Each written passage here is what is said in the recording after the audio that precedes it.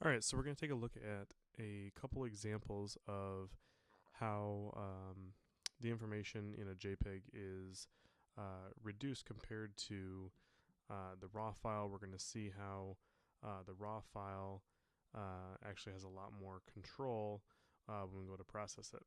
So I'm going to take a couple images from a trip to Europe a couple years ago.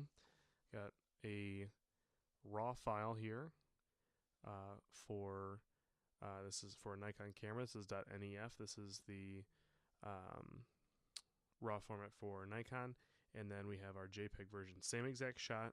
You can set your camera. Most DSLRs you can set your camera to actually shoot RAW plus JPEG,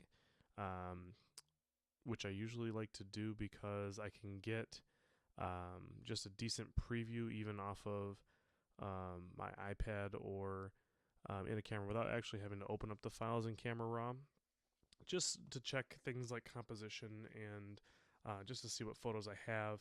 But when I go and edit, I rarely edit the JPEG versions. I always go to the Camera Raw version. So reasons for that, but at any rate, it's the same exact photograph, just a RAW file and a JPEG to go together. So I'm going to open up these two files together. So I'm going to select them. I'm going to open in Camera Raw. And I can kind of look at these side by side. And first we're going to take a look at the RAW file. You can see I'm in the basic panel here, which is where I'm mostly going to stay for this video.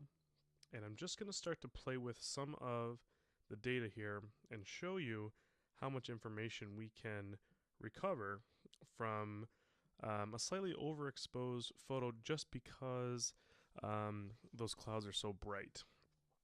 The Eiffel Tower itself is pretty well exposed, but the sky itself is a little bright. So up here, if I click on this guy right here, I can see all the areas that we call clipping, where this is all flat white space, where it is all the way at the brightest possible pixel that you can get. And so that just indicates for me where those areas are, and I can tell that I want to bring some of that, the brightest pixels down to try and get back some of that detail. But right now it looks like I don't have a whole lot of detail in the clouds, but once I start to move some of these sliders, you start to notice that there is actually a lot of information there. There's a lot of detail that I can go ahead and bring back. So I'm just going to play with some of these sliders a little bit. And again, this is a non-destructive format, editing format, so I'm not actually ruining anything by, just kind of giving this a shot and seeing what I can come up with. So you should do the same. Try and see how you can get it to look. And you can see I've got some clipping the other way. I've got solid black, so I don't want to go too low on those.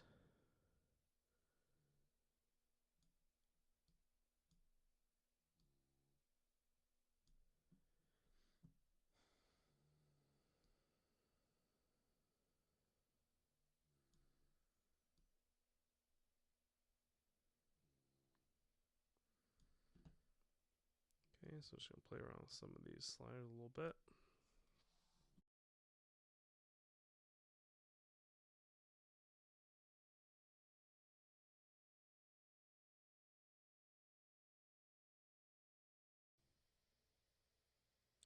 Okay, so I have made some adjustments here, and I'm going to go down here and I'm going to click, and I can kind of see before and after side by side. So this is the original RAW file, and this is after my edit. So you can see all this information that appears to have been lost is actually not lost at all. I can bring back a lot of that detail and really, make an impact with those clouds in the sky that I wasn't able to do before. And a lot of that has to do with that added flexibility with the RAW format. So now we're going to go and we're going to take a look at the JPEG version.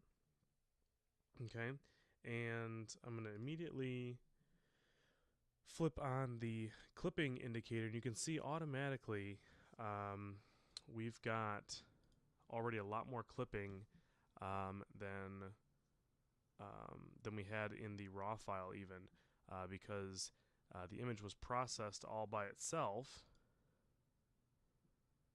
in the camera, and so it actually brightened up a lot of these highlights because the camera thought that that's what it should look like. But in fact, that's not what we want it to end up looking like. We want to try and get some detail back in those clouds. I'm going to go ahead and try and do that with the JPEG version the same way I did with the RAW version, and we're going to take a look at what happens. As I do this, you'll notice, okay, that the entire image is getting darker, and this, although it's not bright white anymore, it is still flat. There is no information there for me to regain. Okay, I still have decent control with the part of the photo that is well exposed, but I don't have a lot of control over areas in the photo that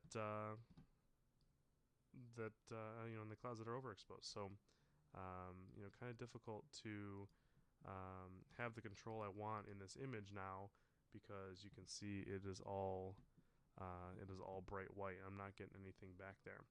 So we can go ahead and take a look at the difference. Go ahead and look here. You can see all the varying areas there, and I can see the before and after. The RAW and the JPEG don't look too different when you first start out. However, you can see the editing capabilities and the control that I have here with the RAW file makes a big difference.